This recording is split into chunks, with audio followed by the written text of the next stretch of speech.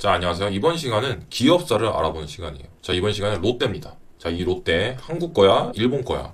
곤니찌와야 안녕하세요. 이거 헷갈린다 이런 분들 많은데, 자, 꿈과 희망이 가득한 그곳, 자, 롯데월드죠. 롯데에 대한 이야기를 한번 시작해 보겠습니다.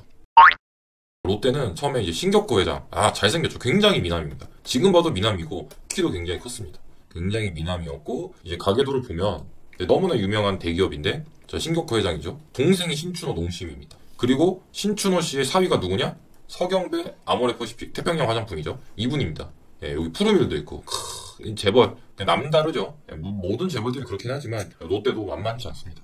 결국 오너 2세들은 다 사촌 관계라는 거죠. 근데 이분이 갑자기 롯데 창업주 신격구 회장의 국적에 대해서 많이 궁금하시는데, 한국 국적이 맞습니다. 한국 국적이 맞고요. 당시 일본에는 한국 국적으로 취급되는 게 조선 출신 국적이 3개가 있었어요. 자, 1. 남한 국적, 2. 북한 국적, 3. 조선적이 있습니다. 흔히 무국적자라고도 하는데 조선족이 아니라 조선적입니다. 적. 예, 이 부분은 이제 일본 제국 시절 식민지였던 조선 출신이라는 의미고, 통일된 조선이 아니면 고국이 아니라는 그런 민족주의 성향이 굉장히 강하신 분들이고, 2020년 기준으로 아직도 27,000명이 있습니다. 예, 적다면 적고 많다면 많은 건데 아직도 있고, 참고로 축구선수 정대세 이분의 어머니가 조선적입니다.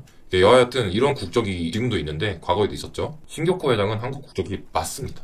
그래서 의심을 안 하셔도 되고, 자, 이분 같은 경우는 울산 삼동면 출신이에요. 삼동면. 대표적인 자수성가형 기업입니다. 현대 정주영. 자, 한국 기업사를 대표하는 자수성가형 재벌입니다. 현대 정주영, 그리고 오늘 주제죠. 롯데 신격호입니다. 이 두 분은 전형적인 자수성가형입니다. 자수성가형. 참고로 삼성, LG, GS들은 원래 부자였습니다. 해당 지역에서 만석군, 천석군으로 유명한 집안 자손들이죠. 한마디로 엘리트 코스를 밟고 성장한 양반집 자손이었다. 그렇지만 이 두 분은 그냥 전형적인 자수성가형, 정말 가난한 집안에서 자수성가로 태어났다. 이런 부분이고요. 신격호 분 같은 경우는 5남매입니다. 5남매. 여기 보시면 가계도가 이렇게 쭉 나오는데, 요거는 이렇게 나오죠. 이게 복잡한데, 이분 같은 경우가 원래 5남매였다. 그 중에서 장남이요, 장남. 결혼도 했는데 심지어 딸도 나와. 이분이 나중에 롯데쇼핑 사장이 되는 신영자님입니다. 근데 그분이 딸도 나와서 잘 지내다가, 그러다 갑자기 정말 생뚱맞게 그냥 어이없게 자서전에도 안 나와. 그냥 가난한 게 싫어서 이대로 못 산다. 갑자기 일본으로 혼자 독고다이로 갑니다. 그냥 일본으로 그냥 가는 거예요. 일본으로, 그때 도일이라고도 하죠. 갑자기 일본 갑니다. 이때가 언제냐? 1941년 겨울입니다. 이때 나이 21살. 이때 한창 일본이 전쟁 중이었을 때, 일본이 짱짱이 잘 나갔을 때 갑자기 갑니다. 그때 가서 뭐 했냐? 우유 배달. 일본에 넘어가서 우유 배달하고 신문 배달도 하면서 생활합니다. 근데 좀 의아한 게 좀 이상하긴 해요. 이렇게 어렵게 생활하는데 학교는 쭉 갑니다. 학교는 또 가요.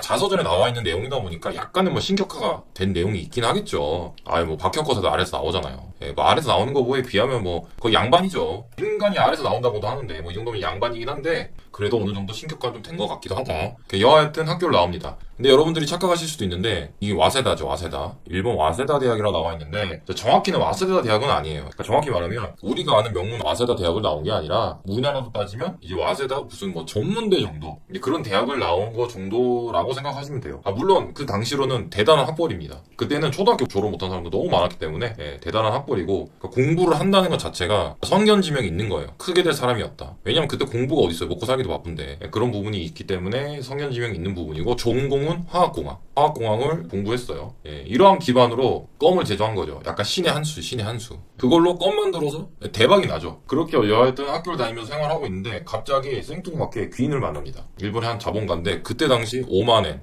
지금으로 따지면 한 30억에서 40억 정도 되는 가치예요. 일본 자본가가 빌려줬다고 합니다. 자서전에 있는 이야기인데 진짜인지는 모르겠어. 근데 어쨌든 하나미츠라는 이름에 이제 그분이 빌려주셨다. 어디까지 믿어야 할지는 여러분이 선택하시면 될 것 같고, 여튼 그렇게 엔젤 투자를 받아서 거의 손정희의 비전 펀드 같은 거죠. 투자 받아서 공장을 창업합니다. 그 공장에서 이제 어떤 걸 만드냐, 이제 프레스 오일 이런 거 만든 회사를 차립니다. 밥솥도 만들었다고 해요. 여튼 잘 나갑니다. 대박이 나죠. 그러다가 이제 문제가 생깁니다. 이때가 딱 1944년도예요. 이때 뭐가 있었냐? 바로 들어보신 분도 있겠지만 도쿄 대공습이 있었습니다. 거의 장난 아니죠. 미사 그냥 있는 거 다 때려부어. 이게 지금 여러분 일본 지도예요. 밟고 하나하나 다 집인데 도쿄가 싹 다 불타는 겁니다. 거의 뭐 작살 나는 거죠. 예, 그 당시에 또 일본이 대부분 집이 목재예요, 목재다 보니까 거의 뭐 장작에다가 기름 붓는 수준으로 미친 듯이 탑니다.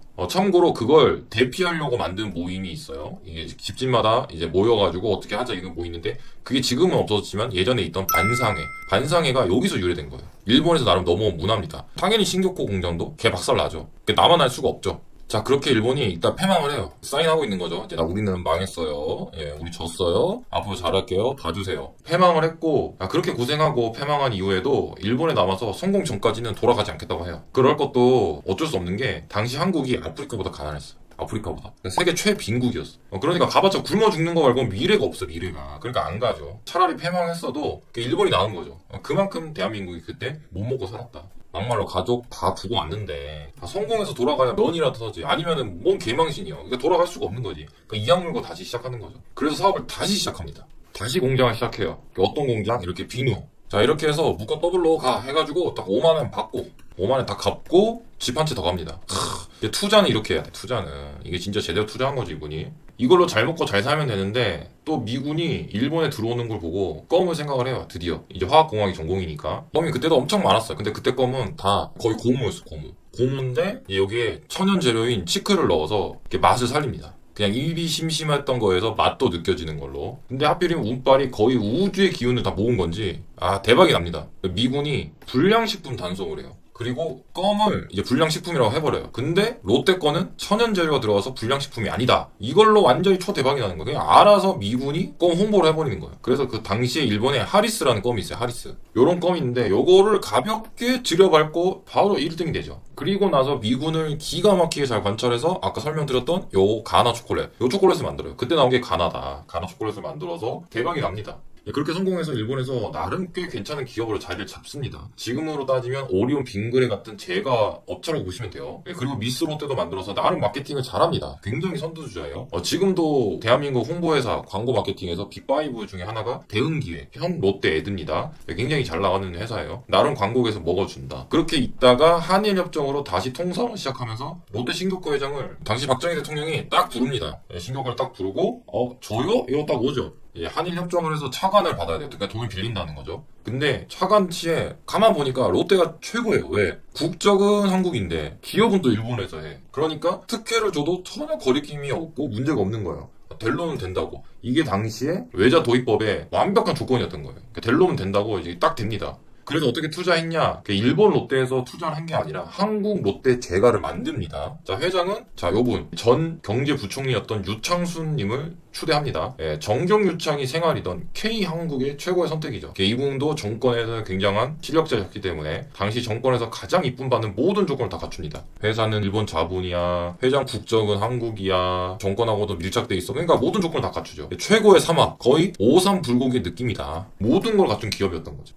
그렇게 해가지고 이제 중요한 거는 이 기업을 만들면서 이미 65년 한일협정 이전에 동생들을 지원하면서 회사를 만들어둔 게 몇 개 있어요. 이미 몇 개 있는데 그중에 하나가 농심이죠. 농심의 모태인데 그렇게 해서 당시 업계를 장악하고 있던 혜태제과랑 오리온이 있었어요. 그때 싹 발라버리죠. 원래는 그냥 굴러가던 회사가 이렇게 있었는데 롯데제과가 일본에서 공식적으로 진출을 하면서 그래도 일본이 패망을 했다 그래도 훨씬 선진국이었는데 그때 당시 잘 나가던 나라였는데 거기서 이제 1등을 하던 애인데 갑자기 넘어오면은 못 이기죠. 그러니까 싹 발라버리죠. 그래서 엄청 잘 나갑니다. 물론 그래봤자 그냥 껌팔이었다. 그래봐야 껌팔이에요. 껌팔이. 지금 같은 위상은 없었어요. 근데 정말로 대기업으로 발걸음을 뗀 건 뭐였냐? 바로 롯데호텔이었다. 롯데호텔로 바짝 뜨죠. 요게 롯데호텔 지금 잠실에 있는 롯데호텔인데 처음에 소공동에 롯데호텔을 만듭니다. 롯데호텔로 바짝 뜹니다. 이걸 우뚝 선 거죠. 원래 호텔은 안 하려고 했어. 안 하려고. 생각을 해보면 70년대에 누가 호텔을 해요? 먹고 살기도 힘든데 전화기도 집집마다 없던 시절인데 무슨 호텔을 합니까? 근데 아마 당시 시골에 거주하시는 분들은 호텔이라는 단어 자체를 처음 들어봤을 거예요. 그 정도였는데 호텔을 한다고 해서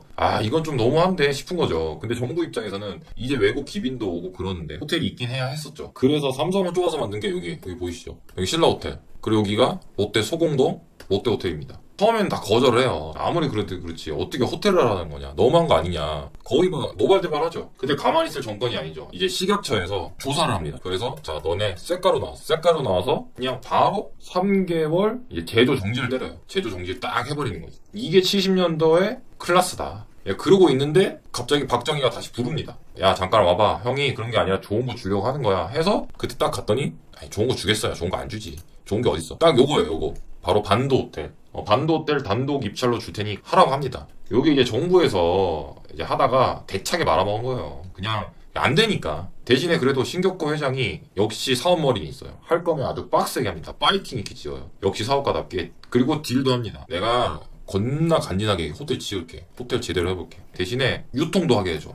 그래서 유통까지 합니다. 유통을 딱 달라고 해서 그때 만들어진 게 롯데 쇼핑센터. 이게 88년도에 롯데 백화점으로 이름을 바꿉니다. 명칭 변경을 하죠. 예, 그래서 롯데가 보면 호텔하고 백화점이 같이 있는 이유가 다 이 이유가 있습니다. 이걸 노린 이유가 뭐냐면 되게 간단해요. 당시에 슈퍼마켓에 물건 납품받으려면 뽀집 찔러주고 그래야 될 거 아니에요. K 문화가 또 그런 게 있지 않습니까? 그러다 보니까 생각보다 힘든 거죠. 근데 본인이 이제 슈퍼를 하고 유통을 가지고 어떻게 돼? 납품 안 받아? 야 저기 옆에다가 근사하게 슈퍼 하나 차려라 하고 롯데 제품 싹 발라버리는 거죠. 그러다 보니까 이제 유통을 하는 게 좋겠다 생각해서 유통까지 하게 되고 이미 80년대 재벌로 성장해요. 엄청나게 재벌로 성장합니다. 참고로 꿈과 희망이 가득한 롯데월드는 여기 보시면 여기 창문이 있죠. 여기다 호텔 창문이에요. 호텔 이렇게 내부가 보여요. 실제로 잠실에 가면. 이게 왜 그러냐면 이 롯데월드는 롯데 호텔의 일종의 서비스 개념이었어. 서비스.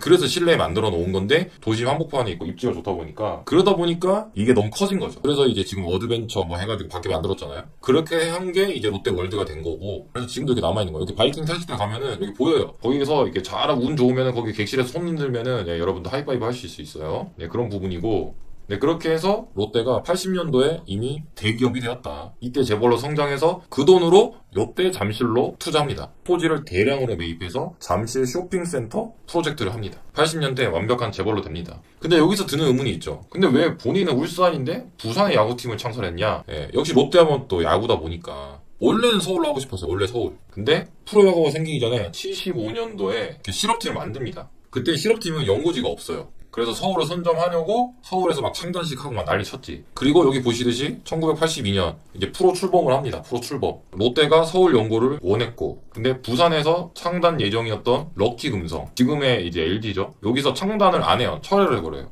그래서 KBO가 MBC 야구단한테 부산으로 가라고 해요. 근데 MBC가 나는 서울 아니면 안 해. 말 같지도 않은 소리야. 그래서 이제 고집을 부립니다. 그래서 롯데를 설득해서 부산으로 갑니다. 이렇게 된 거예요. 물론 본인의 고향이 울산이잖아요. 그러니까 이제 근거리니까 같은 영남권이고 하니까 이제 저항이 적었겠죠. 그런 부분도 있지 않았을까 합니다. 그렇게 해서 이제 롯데를 창단하게 되었던 부분이 있고 그렇게 쭉쭉 대기업으로 성장하고 있다가 또다시 이제 한 번 더 날개를 달아준 게 바로 88 올림픽. 호돌이엔 롯데죠. 요때 공식 납품업체가 됩니다. 이게 공식 납품업체가 된다는 건 대단한 거죠. 공식 납품업체가 돼가지고 이제 승승장구해요. 그래서 올림픽 이후에 엄청난 성장세를 보여주고 어느 정도였냐면 신격호 회장이 전 세계 4위까지 갑니다. 물론 전 세계 4위까지 갔을 때는 이제 당시에 일본이 버블 경제다 보니까 거품이 잔뜩 끼어 있어요. 그래서 그때 1위부터 10위까지가 보면은 일본의 은행들이 한 6, 7개 들어가 있어. 그러다 보니까 신격호 회장의 자산 가치도 좀 고평가됐던 부분이 있긴 하지만 어쨌든 짱짱이 잘 나갔다. 로또를 연타 2번 맞은 거예요. 그때 해태도 있고 오리온도 있었는데 이제 게임이 안 됐던 거지. 그러면서 잠실에 투자한 땅값이 미친 듯이 올라가는 거죠. 원래 롯데가 부동산은 유명합니다. 물론 중간에 실패하는 것도 있어요. 그때 파이오니아라고 유명한 음향회사도 있는데 이제 그거 인수했다가 말아먹죠. 뭐 그런 것도 있긴 하지만 이제 롯데는 인수합병, 그러니까 잘 나가는 기업이 있으면 이게 롯데가 사요. 롯데가 사서 이제 쭉 키우는 거예요. 그런 걸 많이 해서 쭉쭉쭉쭉 이제 상승을 해서 이제 대기업의 반열로 완전히 안착을 합니다. 자, 그래서 이제 곤니찌와냐 안녕하세요냐 할 수 있는데 이게 지배 구조가 굉장히 복잡해요. 사업의 대부분은 또 한국에 있어요. 그리고 인력도 대부분 한국에서 많이 고용해. 근데 약간 정점에 있는 지배회사는 일본에 있는 약간 애매모호한 구조입니다. 예를 들면 우리나라 대기업들이 대부분 공장에 이런 인력을 외국에서 많이 하잖아요. 그렇다고 우리나라 기업이 맞잖아요. 아니라고 하진 않잖아요. 그러니까 애매하게 좀 껴있는 부분이 있기는 해요. 이게 어느 정도냐? 이게 롯데의 지배 구조입니다. 굉장히 복잡하죠. 자, 요게 지하철 노선도 이 정도로 복잡합니다. 언뜻 보면 느낌이 비슷하죠. 근데 요게 지배 구조가 맞다. 지하철 노선도는 아니다. 그러니까 여러분이 아시는 거는 롯데 형제의 난은 2차 형제의 난이고 1차 롯데의 형제의 난은 이제 농심 대 롯데가 있습니다. 2차는 롯데하고 vs 농심이죠. 농심이 딱 있어요. 둘이서 이제 완전 이제 맞다일 까죠. 이분이 일단 농심 회장. 21년도에 타계하셨어요. 처음에 창업주죠. 원래 59년도에 처음에 라면을 하자고 하신 분이 이분이에요. 일본에서 라면을 먹는 걸 보고 아 되겠다 싶었던 거지. 그래서 63년도 한때 신교코한테 찾아가서 이제 사업을 하겠다고 한 거죠. 물론 라면 사업 하자고 할 때 처음에 신교코 회장이 개무시합니다. 그리고 빡치고 있던 도중에 참다가 안 돼서 63년도에 롯데를 그만두고 이제 한국에 오죠. 한국에 와서 기업을 차립니다. 그때 차린 이름이 뭐냐? 자, 롯데 라면, 롯데 공업. 형이랑 갈라지고 만들었는데 롯데. 어이없긴 한데 일단 롯데공업을 만듭니다. 살짝 가오는 빠지지만 일단 롯데가 그래도 좀 유명하니까 살아야죠. 엄밀히 홀로서기는 아닙니다. 나중에 그래도 동생이라고 롯데가 많이 도와줘요. 물론 나중에 대판 싸워가지고 버리지만 그렇게 해서 라면을 만듭니다. 그때 어떤 시절이었냐면 이 삼양라면이 닭고기 육수로 만들었다고 해서 이제 삼양인데 요게 이제 업계를 씹어먹던 시절이에요. 씹어먹던 시절. 요게 처참하게 발리죠. 아이템 자체는 되게 좋았어요. 이때 혼분식 장려를 합니다. 이게 뭐냐면 우리나라가 하도 쌀을 많이 먹으니까 지금보다 훨씬 많이 먹어요. 그러니까 밥 양이 이때 거의 2배 정도 돼요. 너무 많이 먹으니까 쌀이 미국에서 온전을 안 해주니까 밀가루만 얹어주니까 밀가루 섞어서 먹으라는 거예요. 그래서 가정집이든 외식을 할 때 무조건 밀가루 일정 비율 섞어라. 지금이야 쌀이 자급자족이 가능해졌지만 이때는 불가능했었어요. 자급자족이 안 됐죠. 지금은 우리나라가 지금 유일하게 자급자족이 가능한 농산물이 쌀입니다. 쌀. 그래서 혼분식 장려를 약 60에서 70년대에 이게 장려합니다. 그러다 보니까 라면이 날아다녀요. 밀가루 강제로 비율로 해가지고 먹으라고 하니까 라면 판매가 날아가죠. 그러니까 여러분들 설렁탕 드실 때, 이거 설렁탕 드실 때 보면은 면사리 있죠, 면사리. 그게 왜 그러냐면 혼분식 맞추려는 거예요. 비율로 이렇게 밀가루 넣으라고. 근데 먹다 보니까 맛있거든. 그러니까 지금 남아있는 거예요. 그때 당시에는 도시락도 단속했어요. 잡곡 먹으라고 강제한 거죠. 단속도 했던 정말 신기한 세상이었는데 그래도 첫날은 당구로. 요 말은 내일부터는 이제 주핑이 터진다 이 말이고 롯데가 굉장히 힘들었어요. 굉장히 힘들었는데 그나마 나아진 게 이런 거 만들어서 이제 롯데라면 괜찮아진 게 우리는 그럼 좀 고급화. 너네 닭고기 써. 우리 소고기 쓴다. 소고기 육수로 쓴다고 해서 나아진 게 소고기 라면입니다. 요때 회사가 겨우겨우 돌아가요. 겨우겨우 돌아가는데 라면 회사인데 라면으로 성공하지 못해. 어이없게도. 그럼 뭘로 성공했냐? 바로 새우깡. 요 새우깡으로 대박을 칩니다. 라면이 하도 안 돼서 이제 새우깡을 만들죠. 근데 이게 뻥 터지죠. 사실 이것도 일본 과자 따라 한 거예요. 일본 과자가 이게 비슷한 게 있어요. 그 이후에 깡이랑 깡 다 만들어요. 감자깡, 고구마깡, 뭐 깡이랑 깡 다 만들어요. 아주 그냥 카드깡까지 할 기세였는데 다행히도 카드 회사는 없어서 그런지 그런 건 못하고 그래서 깡이랑 깡은 다 만듭니다. 그래서 판매 전략을 세운 게 새우깡하고 받고 라면. 그러니까 새우깡이 워낙 인기가 있으니까 이거 하려면 라면도 받아라. 그래야지 팔 테니까. 그래서 라면 점유율이 조금씩 올라갑니다. 그에 반해서 삼양라면은 라면 외길이 이제 그냥 라면 만들어요. 오직 라면이다. 다른 건 다 잔잔바리, 허스백이다. 이러고 버티죠. 근데 역시 농심이 마케팅하는 기가 막힙니다. 역시 롯데 계열. 그리고 롯데라면 이후로 농심라면을 만듭니다. 농심라면. 농심의 뜻은 자 여기 보이죠? 농부의 마음. 왜 그러냐면 이제 소고기 육수를 만들었다. 소도 이제 소농사라고 하죠. 그래서 농사라고 이제 농부의 마음을 농심으로 만듭니다. 그리고 우리가 오해를 하는 게 있는데 여러분들 많이 아시는 것 중에 하나가 우지파동이 있어요. 우지파동.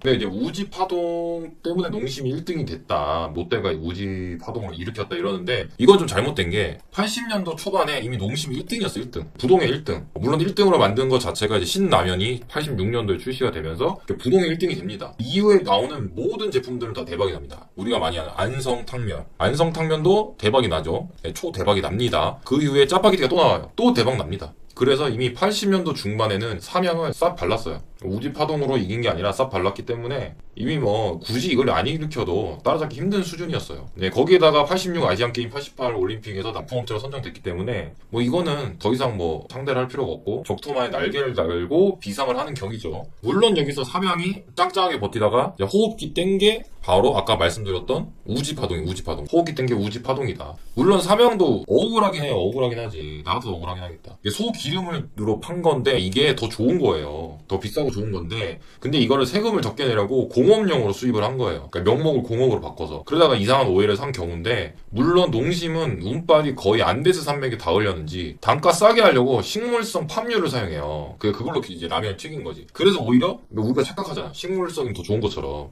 그래서 이걸 피해 갑니다. 이제 한동안 우리가 착각했듯이 버터보다 마가린이 더 좋다고 하잖아요. 사실 개뻥이에요. 버터가 더 좋습니다. 마가린은 그냥 식용유 굳힌 거야. 약간 그런 느낌이죠. 그러니까 농심이 터뜨렸다는 증거도 없고 사실 이미 확고한 업계 1등이라 굳이 할 필요가 없기도 있지 않나. 그래서 이거는 롯데가 했다고 하기엔 너무 억울하다. 다만 여기서 이제 터진 건 공업용이란 단어 때문에 터진 건데 뭐 마치 립스틱 재료 중에 지렁이가 들어간다는 루머랑 비슷한 거죠. 진짜 지렁이 들어간다는 것도 해서 미끄러진 소리인데 요거는 이제 진짜 옛날 이집트에서 이제 그런 재료를 썼다라는 거에서 이제 유래가 된 거예요. 그게 몇천 년 전이야. 그게 말도 안 되는 거고. 사실 가장 큰 후회는 얘네예요. 오뚜기랑 빙그레예요. 빙그레. 그러니까 롯데가 원탑으로 쭉 달리고 있고 그 밑에 삼양이었잖아. 얘네 나머지 쩌리쩌리 있었는데 얘가 없어지면서 이 시장을 이렇게 나눠서 본 거죠. 그러면서 2, 3등이 되면서 이제 기업이 급속히 커지는 거죠. 그러니까 얘네가 오히려 수혜는 더 봤다. 예. 농심은 그 이후로 큰 위기가 없었습니다. 그냥 진짜 이때 많이들 아직도 기억하시는 분이 많을 텐데 IMF 당시에 가게가 어렵다 보니까 라면 소비량이 2배가 돼요, 2배. 엄청나요. 이제 굳이 이제 위기가 있다면 지금 마트에 있는 PB 상품들, 노브랜드로 대표되는 PB 상품들이 있겠죠. 그런 부분이 위기였고, 나머지는 큰 위기가 없었습니다. 얘네들은 위기라 할 게 없고, 뭐 그냥 잠실 해가지고 땅 아파트 지어서 대박 나고, 속초노수도 해가지고 롯데월드 짓고, 이래서